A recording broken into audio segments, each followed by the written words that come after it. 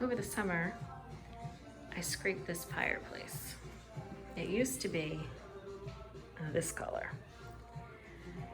So over the summer, I scraped off every bit of paint that I could. So now it has a very rustic brick look. And the second part of that project is to paint the room. So it is no longer pink. And that is what I am doing today. So this looks pretty good. This side is dry. This is the one I did first. This is a real pain. Lots of tape. But I finished that wall over there.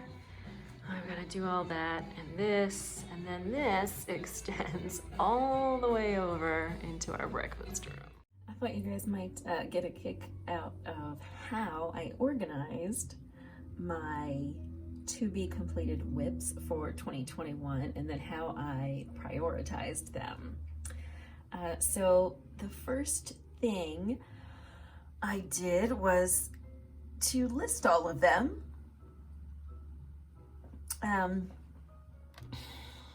And I think I originally said I had 14, but it turns out it looks like I've got 16. I must have dug up a couple of more. Then, just for my own personal knowledge, estimated how much is complete. And then I categorized it 1, 2, 3 for two different things. How much of a priority it is to finish, 1 being the greatest priority, and then how much I love working on it.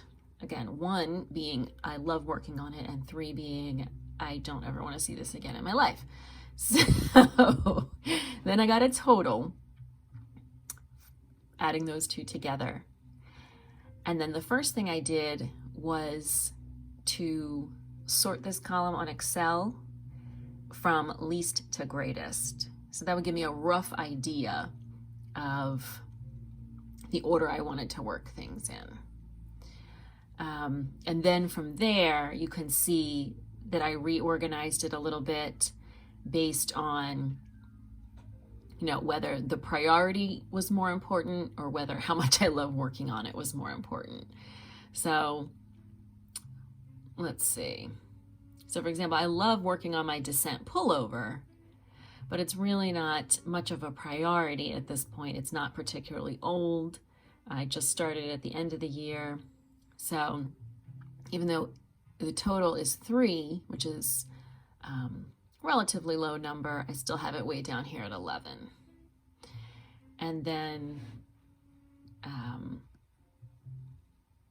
you can see, for example, that even though these socks that I started for my husband years ago are not really a top priority in terms of necessity, and I don't love working on them, I really feel bad that it's been so long since he got a new pair of socks, so I moved them up on the list. Even though if it had my way, they'd be way down at the bottom. And then you can see I listed a reward for each. These aren't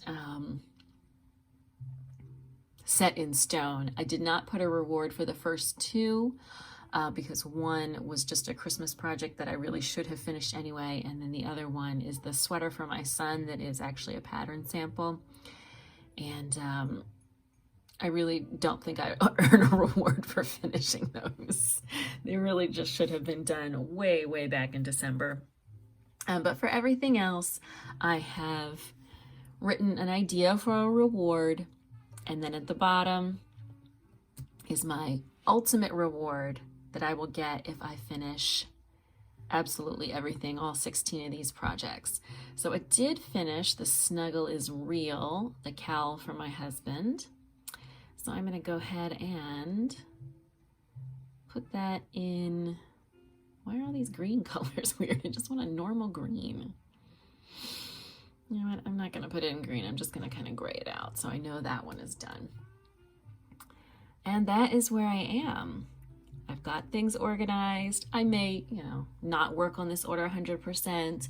There are some projects that are big and I'm probably going to work on For example, the Vivid blanket, that's blanket squares. So I'm probably going to knit a blanket square here, there. You know, I'm not going to wait and do it all at once.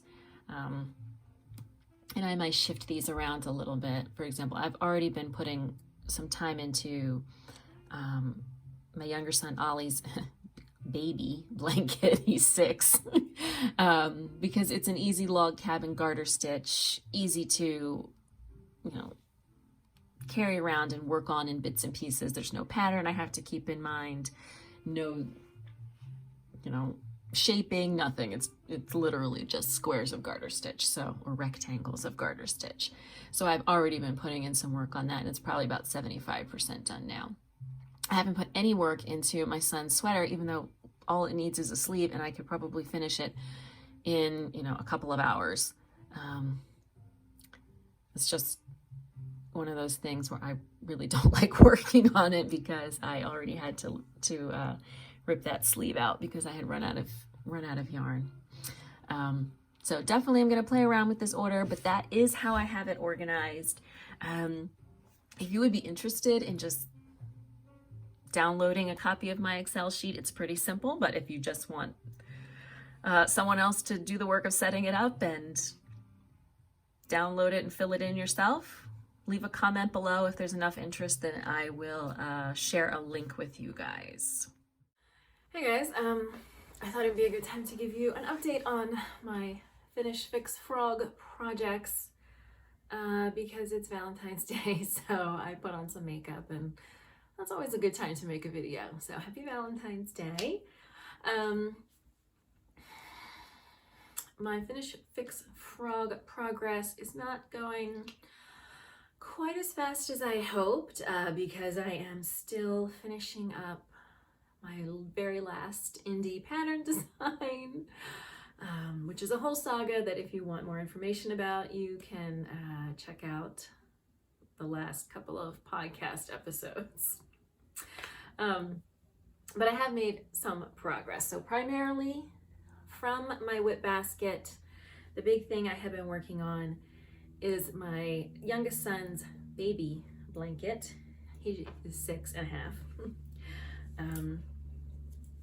So I have made some pretty good progress on this. I'm right in the middle of a row. Maybe I should finish that so this doesn't look so awkward. Let's do that real quick.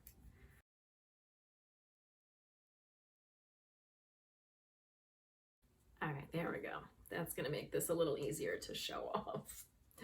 All right, so this is what I have made the most focused on and made the most progress on is my son's baby blanket. Like I said, he just turned 6.5, so I started this in 2014. And all right, so what I have added is this section, this section, this section, this one here, and I'm in the middle of adding another section onto the opposite side. So what I think I'm going to do, I'm almost done with that, this white section here.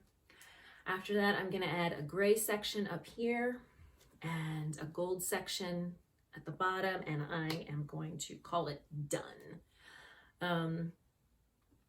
Now, had I finished this when he was a baby, this would be a good size for a baby. Now this is going to get a little bigger, you know, when I block it. Garter stitch is very stretchy. But I bought the amount of yarn I needed to make a baby blanket. And while this would be really easy to continue and just make as big, you know, as you wanted, because it's just blocks of garter stitch, I have a limited amount of yarn, and I'm not going to buy any more yarn for a project that is already 6 years old.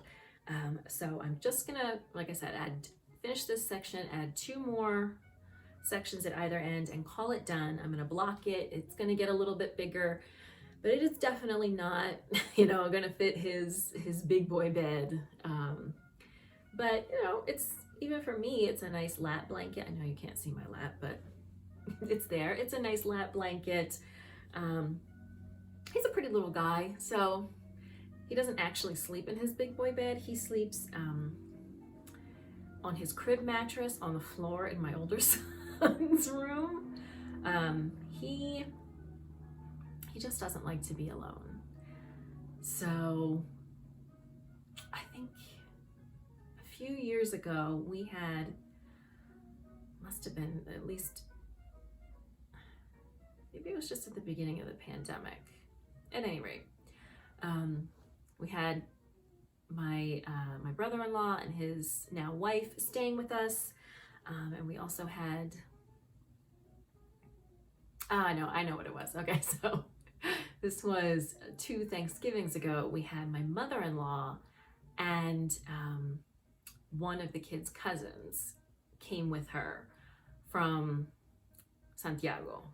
So she was sleeping in the guest room. He was sleeping in my younger son's big boy bed. And we put the crib mattress on the floor of my older son's room for my younger son to sleep there while they were here for, you know, however long they were here, 10 days or 2 weeks. And he has been, I think, sleeping there ever since. He doesn't like to be alone. He's a little guy, so he's still, although it's getting tight, he still fits on the crib mattress. And at least this will be, even if it is not a full blanket for that mattress, it'll give him a little extra layer of warmth. So I don't have too much work left on this, and that is hopefully going to be the first of my ancient whips that is being done for Finish Fix Frog. I haven't been working on anything else very much, except that I did cast on a second sock.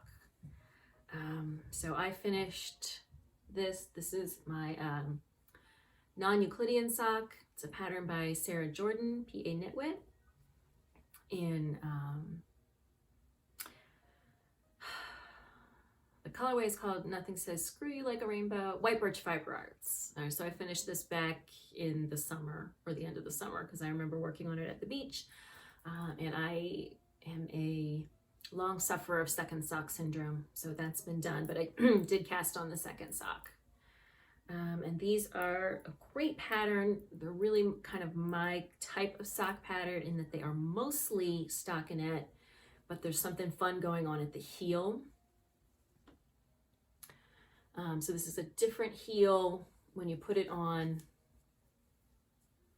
your foot, you get kind of this triangle that encircles the back of your heel. So I have mostly just been knitting this while I play a video game that I enjoy to kind of relax in the evenings after homeschooling my son all day. It is Civilization 4. I know that there are more current, updated, better graphic versions, but I just really like Civilization 4. So I am still playing it. I've tried some of the other ones. They don't work for me. So this is a really, easy to knit a few rounds at any time, any place. So I did cast on that second sock, and I really do need to beef up my sock drawer. So that hopefully is going to be whip number 2 that I am going to finish for Finish Fix Frog, a 2021 journey.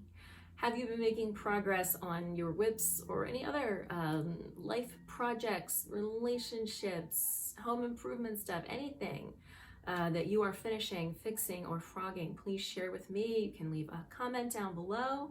If you've got a blog post or you've got a vlog or anything, send me a link and I'll be happy to share it with our fellow Finish Fix Froggers.